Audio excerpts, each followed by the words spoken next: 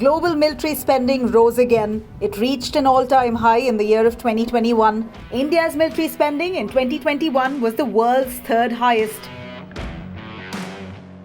According to Stockholm International Peace Research Institute, India's military spending was $76.6 billion in 2021. This was up by 0.9% from 2020 and by 33% from 2012.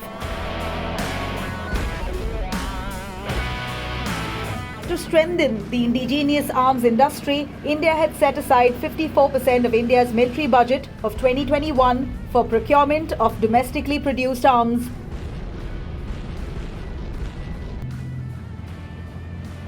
Even amid the economic fallout of the COVID-19 pandemic, world military expenditure continued to grow in 2021, reaching an all-time high of $2.1 trillion. There was a slowdown in the rate of real terms growth due to inflation. In nominal terms, however, military spending grew by 6.1%. So in 2021, military spending rose for the seventh consecutive time to reach $2.1 trillion. That is the first time, that is the highest figure that we ever had. That's an all-time high. And that's the first time, of course, that we surpassed the $2 trillion mark. The five largest spenders are the United States, China, India, the United Kingdom and Russia together, accounting for 62% of expenditure.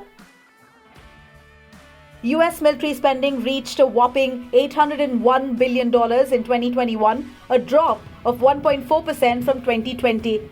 From 2012 to 2021, the United States increased funding for military research and development by 24% and reduced spending on arms purchases by 6.4%. Military spending, it's not only arms spending. People tend to equate those two things. Of course, military spending covers arms spending and arms procurement, but it's much more than that.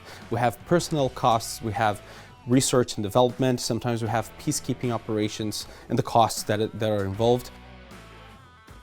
Second place went to China, which spent $293 billion on defense, an increase of 4.7% compared to 2020.